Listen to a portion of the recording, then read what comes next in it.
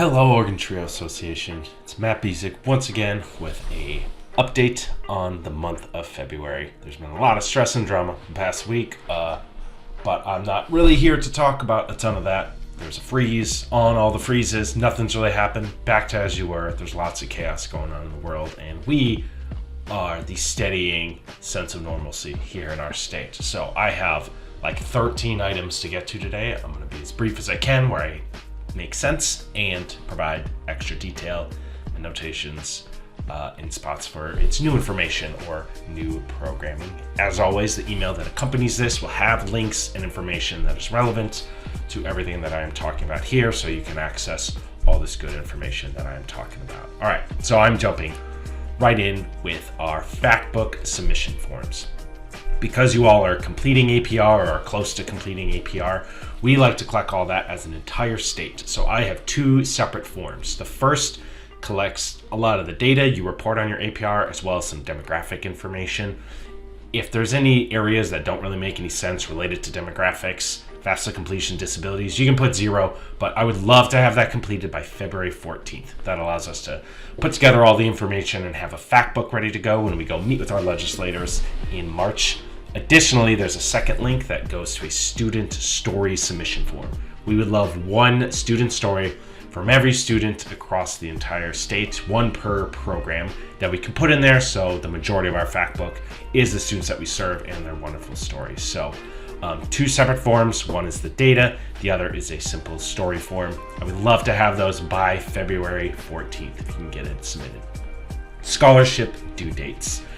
Now, there is the Winter Last Mile Award that is going to be due on February 21st. The College Abroad just hit on January 31st. So this is going out today on the 31st. You have till the end of the day for your student to be eligible for a $1,500 flight scholarship if they're doing a study abroad program. If they are not able to submit it by then, April 30th will be the next due date on that. The Summer Abroad through CIEE for those pre-college students, the deadline initially was January 15th, but they have extended it, and it is now February 26th. So if you have a high school student who's still working on getting that in, they have to the 26th to still be eligible for those scholarships. We are getting closer to our student referral incentive, so any students who help recruit students in your program are eligible for that $1,000. March 31st is the due date on that one. Dirk's Trio Achievers, this is the $500 awards that come out of our auction income that we do at our conference, and we give out 12 of these. So February 21st, same due date as our next last mile, is the due date to submit for that. Every program can submit up to 2 students to be considered. Okay, so you have 2 students you can submit for the Dirk's Trio Achievers. Okay, next, this one I'm just announcing now. It is just opened up. It is our transfer funds, right? So for those community college students that will be transferring to a four-year university in the fall, we have a pool of scholarship funds available for them as well. These are $2,500 scholarships. And the way this works is every community college can nominate up to 5 students. So the link will be on there. All the information is on the website. But we are really asking you as the community colleges who work with these students to kind of pick those 5 students. And we are not necessarily looking for like your highest achieving students that maybe already have enough funds as they're transferring. This is really trying to target those students that you know would be successful and they're just like a little short, where the money is going to be hard moving to that 4-year university and the costs associated with that. So we're really trying to find the like greatest need population of those students that you work with. So lots of scholarship dates coming up in the next month and a half, but I want to make sure they're on your radar and you're navigating the right students into these applications and these opportunities. Now for APR due dates, upper bound was already finished. Hopefully you got all that in without any sweat. The talent search has opened up and is going to be due on February 28th. So if you are with the talent search program, you have the whole rest of the month to get that in. If you need any help, reach out to myself and Robin, and we'd be more than happy to assist you in that process.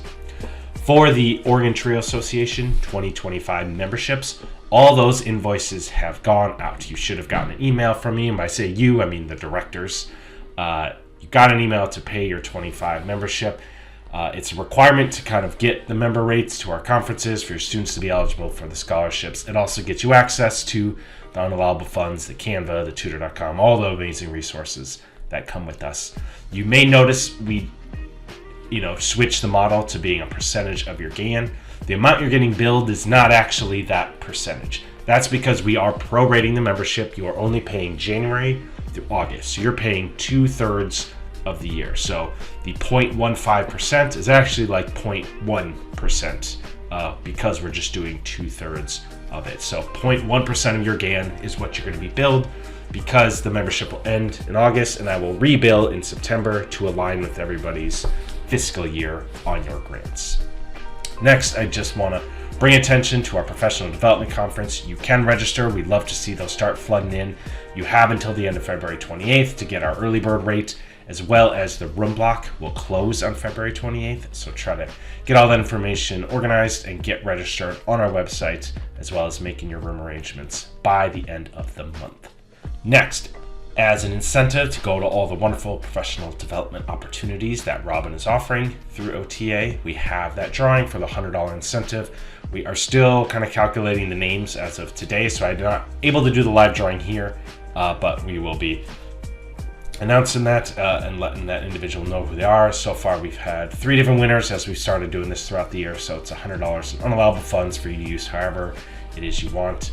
I will make sure to notify over the listserv who the winner is that's selected, but just please keep in mind it does pay to come to OTA content. We had taken a moment to announce that the governor had approved our Oregon Trio Day proclamation. So on February 28th, it is officially Oregon Trio Day. However, OTA doesn't have any official events planned. So what we've decided to do instead is incentivize all of you to do your own programming, your own workshops, your own events. And now what we are looking for is lots of creativity from all of you to do whatever makes sense. If you're in high schools, I don't care if these are lunch meetings, if you're on campuses, having people come to you, whatever it is, we just want lots of pictures of our Trio students on Oregon Trio Day, so you can submit all those to us and we can share it out with the governor as a huge thanks and show him how large we are, how many students we impact, how big we are across the state. So the incentives for you is every single program that does something on that day and submits a very simple form. I'm going to link it in the email. We're also going to attach a PDF that is like a 2-page flyer that gives you lots of ideas around Oregon Trio Day celebrations and events that you could do. So we're trying to support you in the concepts of what you could do. And on that form, there's also like a QR code to enter the Google form to let us know that you did something. If you let us know that you did something, if you complete that form because you did some sort of event or workshop on the 28th on Oregon Trio Day, your program is eligible for a $500 unallowable fund bonus. Okay, it's going to be a random drawing of programs who did something on Oregon Trio Day, and you will get those funds to do another year-end party or get something for your students, or it's whatever it is, unallowable funds. You all know what to do with those.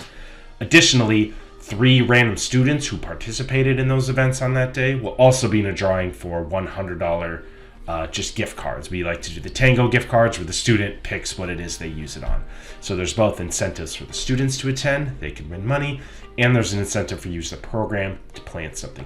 If you're a pre-college staff and you are in 5 different high schools, you can do 5 different events or workshops. So what we want to see is just cool, creative things. The PDF that we list here in the email will have lots of ideas of what is possible. And on our Google form, we are looking for you to give us a list of names of the students so we can do the drawing, as well as some photos or videos of the event, of what happened, so we can just share those out on social media and share it with the governor as a huge thanks for declaring February 28th Oregon Trio Day. Should you have any questions, please let me know direct. We're trying to make this as simple as possible, and we know we're kind of putting a little extra work onto you, but hopefully these incentives are enough to entice you to do that little bit extra. All right, back in the summer, we had a compensation survey. We were collecting a lot of data from all of you. So we've had time to put all that together, get some feedback from the board, and we have a completed 2024 OTA compensation survey that is available on the website.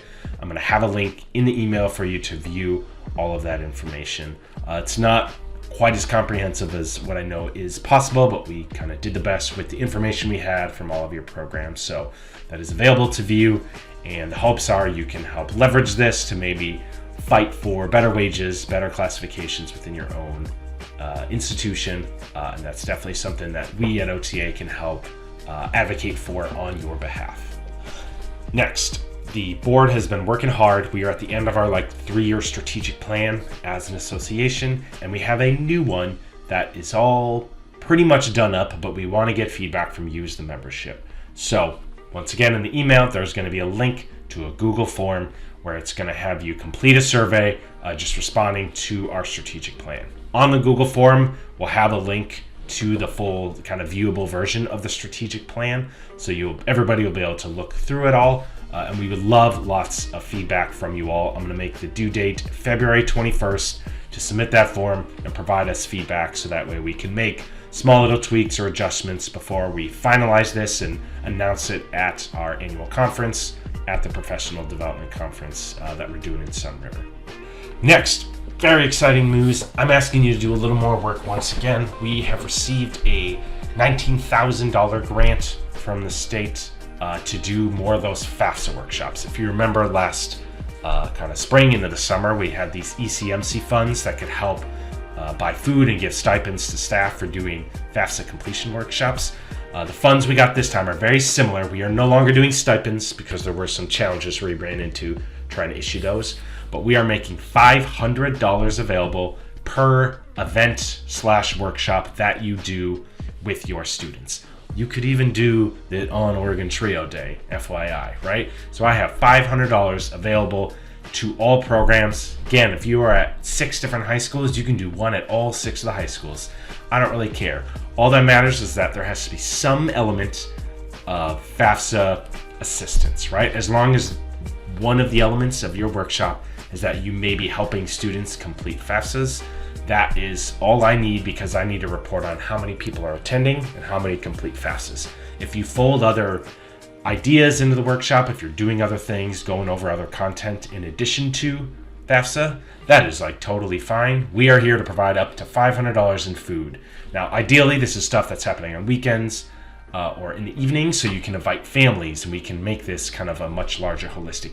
It doesn't even have to be active TRIO students. If you want to use this as a recruitment event or a way to partner with your high school or with your institution to do some kind of FAFSA event and build some goodwill, we are basically offering to pay for food so you guys can utilize this and be creative with how you want to use these funds. So once again, I got a form. There's a page on the website that gives a brief explanation of what the program is and a form for you to request those funds, and then I will just email and communicate with you directly to figure out the logistics of how we're doing food, invoicing, reimbursements, whatever that looks like. But we are here to kind of help do the things that you're not allowed to do on your grant, to promote different workshops. And all I need to know is how many people came, including parents, students, and then how many FAFSAs did you complete.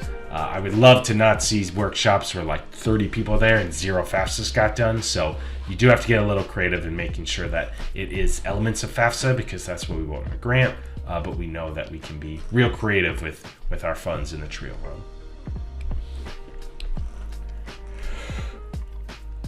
I have some sad news. So one of our OTA board members, Cassie Copeland, recently got awesome new opportunity at the Cascades campus. So she is no longer going to be a board member, and Amy Davila Clouch, who is the OSU SSS director, is going to be filling in her role. Initially, she was in District 4. She is moving to 5 because she does work out of that Cascade campus. So we have an opening for an OTA board member in District 4. I have a map on the email that goes out with this that everyone can see where District 4 is and how many schools and programs it includes, but it's 20 different TRIO programs are in there. So if you are a member of District 4 and you have interest in running to be an OTA board member, or if you would just like to nominate somebody from District 4, please send that my way. I'm asking to get all the nominations by February 14th. So February 14th is the due date to send me nominations for District 4. If we have multiple candidates, we can do an election. If we just have the one volunteer, the board can just simply appoint that person. But we would love to bring in your expertise, your your opinions, your leadership into our board and help shape kind of the future and all the supports that we provide across the state. Lastly, I sometimes forget to announce this. Every quarter, I kind of put together newsletters that usually go to our federally elected officials and their staff, but we will also send them to like stakeholders and those sorts of things. I usually don't share it out with you all because it's not really about your program. It's just kind of holistically around TRIO. But I realize you may want to just kind of forward these newsletters along to folks at your institution, or just to show them some like pretty little 2-page PDF that talks about some of the work we're doing. So I'm putting a link to our newsletter page on the website where you can just view and download all the PDFs for the most recent fourth quarter 2024 and share those out with whoever you would want within your community. And I do have an article in there that kind of touches on the recent student leadership conference that we did at Willamette University, the Civics Unplugged. So it's got some recent relevant information as well. Last but not least, as always, if you have any new staff, make sure myself and Robin know. We can get them plugged into all these resources, get on the listservs, get connected with our professional development calls. We want to make sure we bring them into the Oregon TRIO family. And with that, that is all of my stuff. There's so much stuff. Some of it is new between the Oregon TRIO Day, between the FAFSA funds. I'm asking you to do a strategic plan. There certainly is a fair amount of work to be done here, but your participation, your involvement makes all this really effective, and make sure that the work we do every single day is being best utilized to serve you and serve your students. So recommendations, suggestions are always welcome, and we just love doing this every single day to help support all of you. So with that, try to stay sane. There's lots going on, but we're here to support you, here to fight for you, and I love this job. Hope you do too. Take care.